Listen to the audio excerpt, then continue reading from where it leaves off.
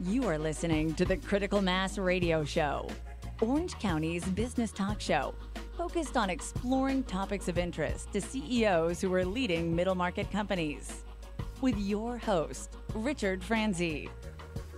And welcome to this edition of Critical Mass Radio Show and Podcast. I am your host, Richard Franzi, and this is podcast episode number 1098. Michael Ashley and his team at WORDSMITHS helps aspiring novelists and authors to monetize their passion with guidance. He offers personalized coaching using his past experience and expertise. I've asked him to join us today to discuss more about his firm and the importance of outlining and getting your ideas into fonts or into writing. Michael, welcome to Critical Mass Radio Show. Thank you very much for having me.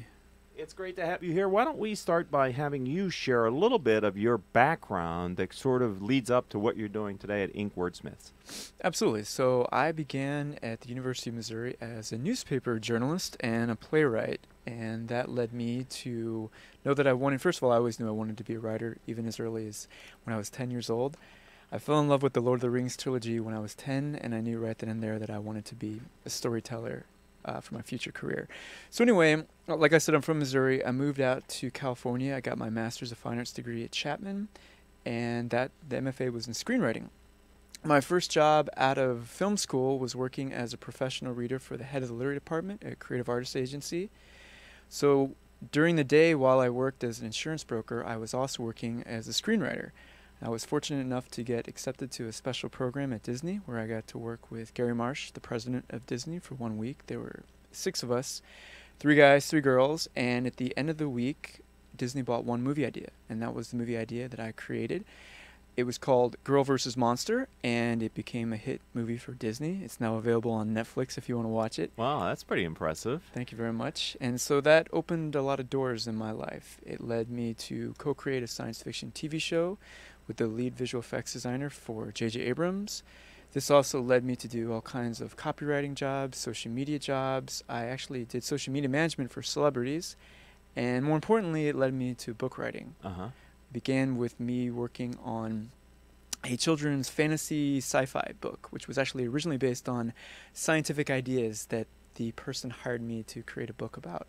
But more importantly, that led me to realize that I could tell stories for a living, and I could write other people's books, and that's what led me really to start my company. Okay, so that's an interesting and varied background that gives a lot of credibility to you in the work that you're doing with authors and business people. So let me ask you, what is the niche that you are addressing with your firm today?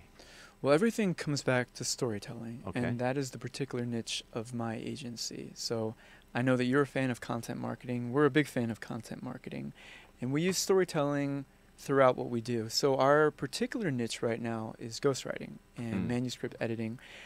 Currently, the niche we're going after are CEOs, and I happen to be ghostwriting books for 5 different CEOs at the present moment. So they're in all kinds of industries, from escrow to direct marketing and infomercials, travel incentive companies, video marketing. I'm even doing a book for a doctor as well.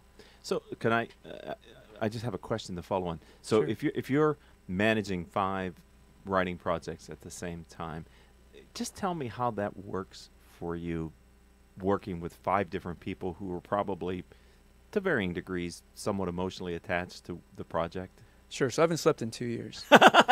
Exactly. That's what I'm wondering. I'm just kidding. The way that works really is that I'm the face of the company. I'm the person that's meeting with them. I'm the person that's designing the questions and doing the interviewing, which actually goes back to me being a reporter in the beginning. So I'm used to interviewing these kinds of people, and I'm used to developing that personal relationship. I wrote a book called The Six-Figure Writer, and what I talked about in it is when you do ghostwriting, when you do these very personal stories, and that's exactly what they are, no matter if I'm working with a CEO or if I'm working with a private individual, the stories are extremely personal, and so in a way it's almost like therapy, and I become extremely close to my clients. I would think. I mean, having written a couple books myself, I know how much I put into the process, into the content, and so I would think that people are coming at you from different perspectives, but at the end of the day, it's their name that's on the book, right? Because you're saying you're a ghostwriter, so. Well, actually, my name has been on almost all. Okay. Yeah. So you are getting credit for the Right. writing project. So all the books that I mentioned right now, my name will be on the cover as well. Okay. I guess it is a misnomer in some ways. They call it ghostwriting. I don't know if there's another word you could substitute. Collaborator, book doctor, manuscript editor. Yeah. Whatever you want to call Yeah, it. because I picture a ghostwriter as a ghostwriter, Yeah, he wrote for Trump or something. Yeah, exactly. Well, there have been one or two cases. One book I did do. My father's a lawyer and told the client was involved in a potential lawsuit. My father suggested that I not have my name on the book. And so, for safety reasons, for the love I have for my family, I decided to take my name off that book. But generally, my name is on the book with the client. Awesome. So, tell me about what makes Inc. Wordsmith unique. Clearly, you have a pedigree, but you are leading a team of people now. So what would people see that's unique and different about your firm? Sure. Well, I didn't mention this, but it's very important. So my wife is actually a writer as well, and we met in film school. We were in the same screenwriting program. And so I can't take the credit for it. It was her idea to start a content agency together, and that was 3 years ago. And my wife also, I come more from the writing background. We both did work at CA, by the way, but she comes more from the branding side. So she worked at Brand Sense Partners, and she helped represent firms such as the Jimi Hendrix estate, the Marlon Brando estate, Priscilla Presley's furniture and jewelry line. So yes, we're involved in the content side, but we're also involved in the branding side. And so as you mentioned, I do have a team of writers that work for me as well.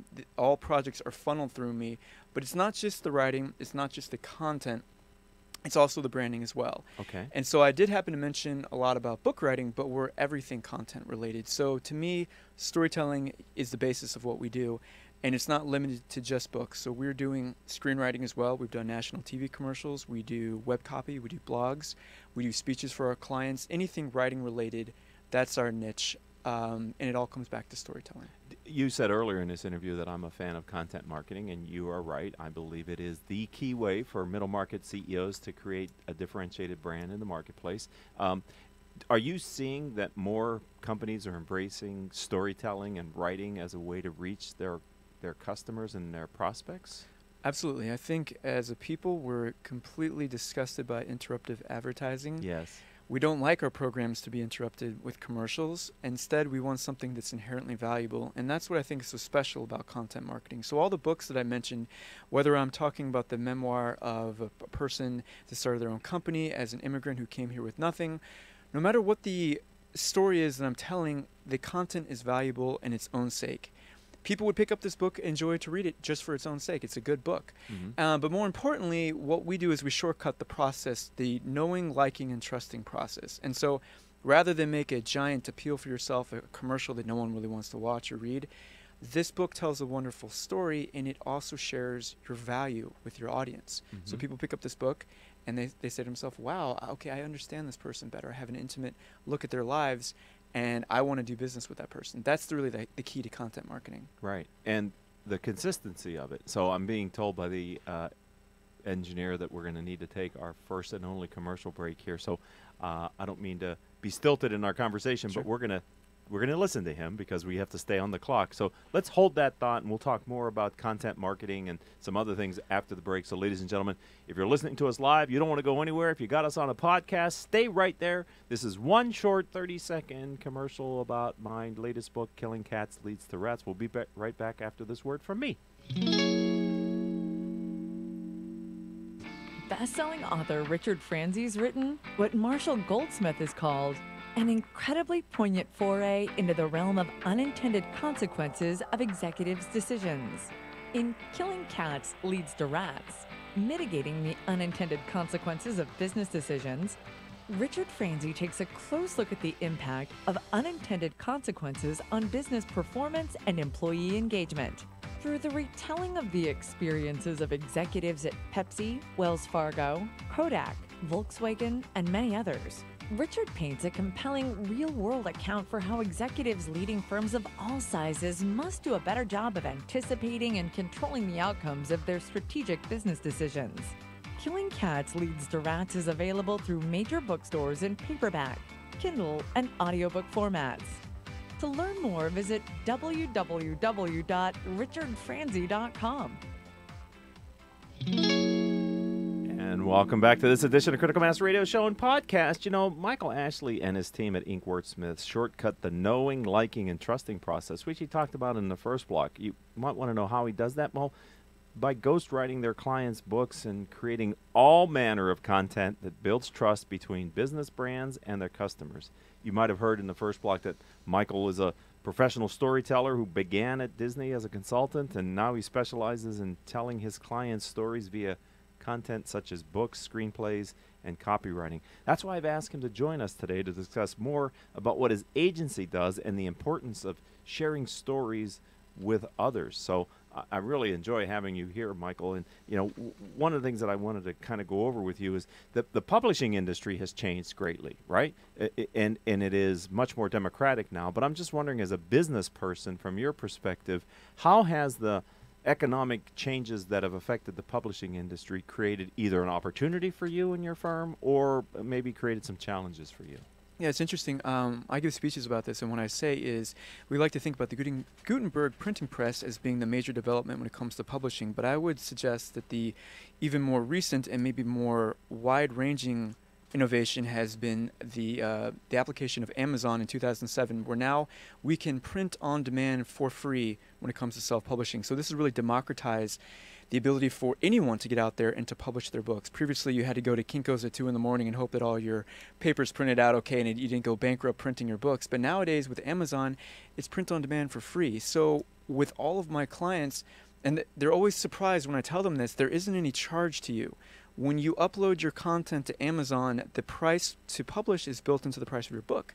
So what it's done for people is allowed them to become their own marketing agencies for themselves. They allow them to be their own content creator. And that's really wonderful because no matter what industry you're in, you have an opportunity to become a thought leader. And you can do it for free through Amazon's portal and platform. And that's really good news for business owners. So has that changed the world of publishers then?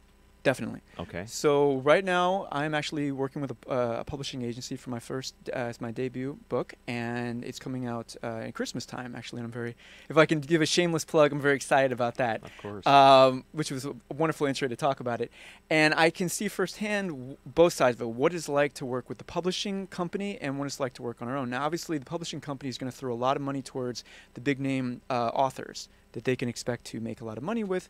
And so they don't have the same kind of budget they do to help people that they don't have the same belief that they can do as well. So the cost for that publishing has gone to the authors themselves. So when I see people, it's not just writing the book, it's also the marketing the book. That comes back to the self-publishing people. So yes, you can be an independent author yourself, but you don't have the arm and the power of the publishing company to help you sell your book. You don't have their editors that are working with you on the manuscript. It all comes back to you. And that's good news for the authors because when you do publish yourself, all of those proceeds go to you. You get those royalties. Right. On the other hand, when you use something like KDP, if you price it a certain way, I believe the price is $3.99 to $9.99, 70% of that royalty goes to you. So I would say it's not exactly the best news for the publishing company in terms of it's cut into their profits. We could have a full discussion about what that means in terms of Amazon taking over all those bookstores. It's very sad to see that a lot of bookstores are going out of business. Right. But I think it's just the nature of life. Life is dynamic. We can't hold on to the past. I mean, you look at the newspaper industry, that's changing right before our eyes. Mm-hmm. It's just the way it is. Right. So we're talking with Michael Ashley. He, as you heard me earlier in this blog, talk about his pedigree, and I'm excited to have him here because I know firsthand the kind of quality of work that he does for his clients. And I'm wondering now, as an entrepreneur and a business owner, as you're scaling WORDSMITHS, how are you ensuring that as your company is growing, you're able to remain as nimble in thought and organization as you were when it was maybe you and your wife back in the earlier days? Sure. So in the beginning, it was me just doing most of the writing myself. My wife has always been my consultant and advisor, especially with her writing background. But in the last few years, we have taken on, we've grown. We have a full-time staff writer, and I have several different freelance writers that work for me as well, and an intern. But throughout the process, no matter what project that we're working on, everything goes through me. So all of the creative decisions ultimately go through me. It's my vision, both from meeting the client and the final product. It's all going through me, seen through my eyes. In terms of the voice and the direction of every project, it goes through me. So I'll give you a quick example about that. We recently did a book that became an Amazon #1 bestseller, and it was all about marrying the ideas between people who don't believe in God and people who do believe in God, and looking at what the world can be if we can mend those two rifts, mend that rift between the people who believe and people who don't. And I used my team to do the research, but the outline, the direction of the book, it all came from me. All of the editing came from me in terms of bringing the whole package together at the end of the day, and that's typical of many books that we write. That's a pretty serious topic that you just mentioned there, right? What was the name of the book? The name of the book is Evolution by God. Okay. And that's available? It is available, yeah. On all the platforms? Yeah, okay. Absolutely, all yeah. Right. Wow, Evolution of God. Well, there you go. That's an unintended consequence of this conversation. I hadn't expected to hear that was a book that you had just written. There you know, the author, Michael Gerber, says that CEOs and business owners should spend time working on their business, not just in their business. So I'm wondering if you could share what you do to spend time outside of your business and how you're developing leaders and learning new skills, Michael. So a great question. So interestingly, within the first month of starting my company, my friend actually recommended the E-Myth to me, and that had a major impact on my thinking, especially the idea that you need to work on your business as opposed to working in your business. And so I did everything I could to change my business quickly to follow that mindset, to get away from being the technician, to get away from working so hard and finding ways that I could continue to be the entrepreneur and to outsource a lot of these things so that I could focus on growing my business. Interestingly enough, I actually met Michael Gerber and I interviewed him for a different book that I was hired to write. So I was hired to write a book called Skip a Step. Lisa Caprelli actually hired me to create this book, and it's a book to help young people who want to skip a step in their own careers and learn how to be entrepreneurs. And who better to give advice but Michael Gerber? Right. So I had the wonderful fortune to sit down with Michael Gerber for about 3 hours to do an interview, and I think Michael Gerber is 80 years old, and he's incredibly sharp. In fact, at the end of the interview, he did a one take for a 3-minute spot for his own program, and it was amazing. He didn't fumble, he didn't say or anything like that. And more importantly, what Michael Gerber helped teach me is that the idea that any business, if it's doing its job correctly, can be franchised in the form of like McDonald's. And so it made me think to myself, wow. Is there a way that I could take my business, which is very ethereal in terms of creating content, creating things that are words and ideas, and making it into a franchise? Sure. And that's what I've been going after ever since. Well, that's the power of one idea, huh? Absolutely. What a privilege to be able to spend that much time with him.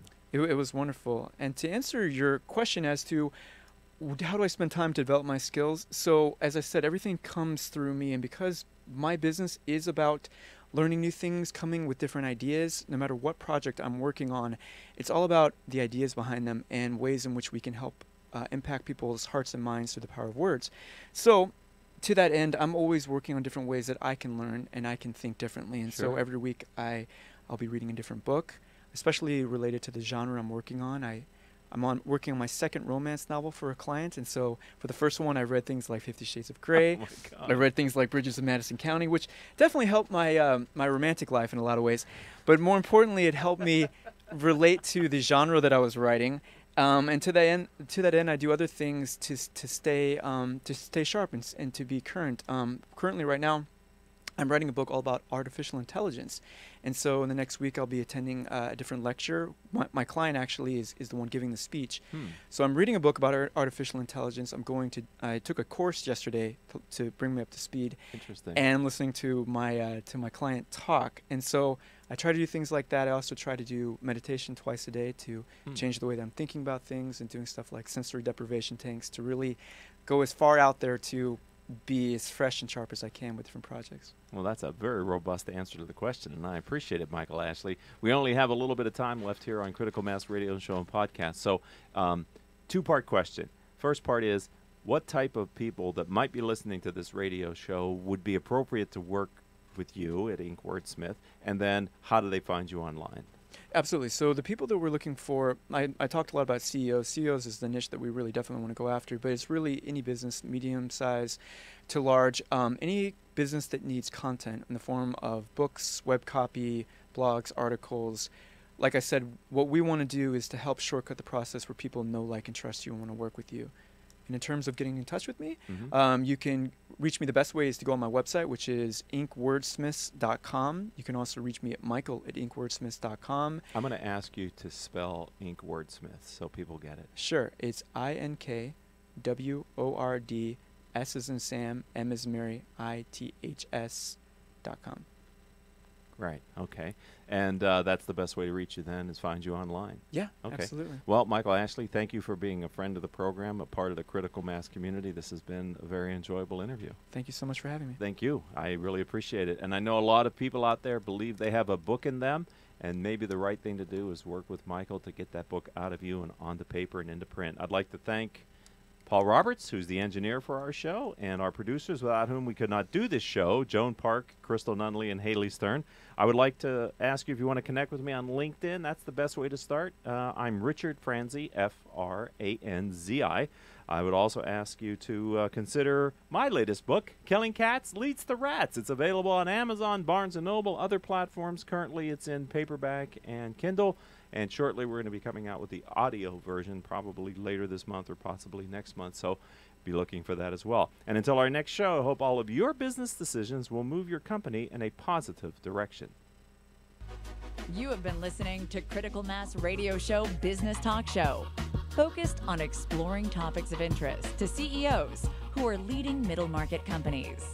With your host, Richard Franzi.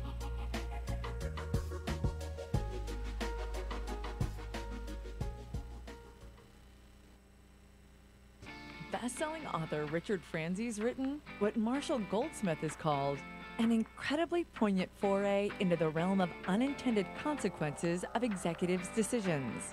In Killing Cats Leads to Rats, Mitigating the Unintended Consequences of Business Decisions, Richard Franzi takes a close look at the impact of unintended consequences on business performance and employee engagement.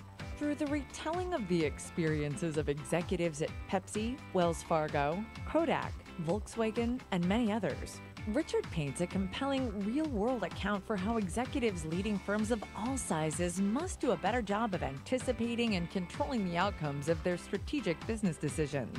Killing Cats Leads to Rats is available through major bookstores in paperback, Kindle, and audiobook formats.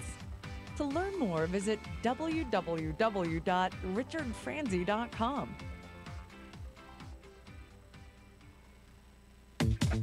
Everyone knows that moving is one of the most stressful times in a person's life. And the worst part? Searching for cardboard boxes. It's absolutely prehistoric. Digging through dumpsters, going from store to store, buying stacks of them you're only going to throw away later. Well, now there's an answer. Bungo Box. Bungo boxes are durable, stackable, eco-friendly, plastic moving containers that will cut the cost of your packing supplies in half. And they're made of hard plastic, which gives you much more protection for your precious belongings. Much better than cardboard. Bungo boxes hold over 100 pounds per box, plus our boxes never, ever need tape. That's right, no tape.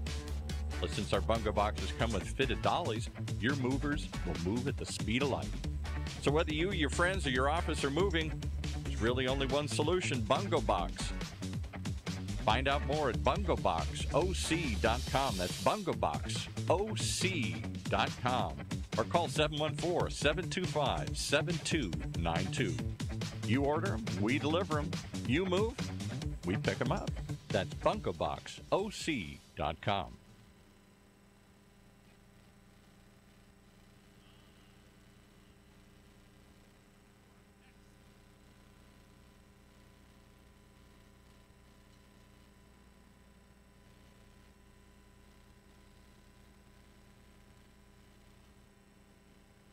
Support for Planet Money and the following message come from iShares, because the best preparation for tomorrow is building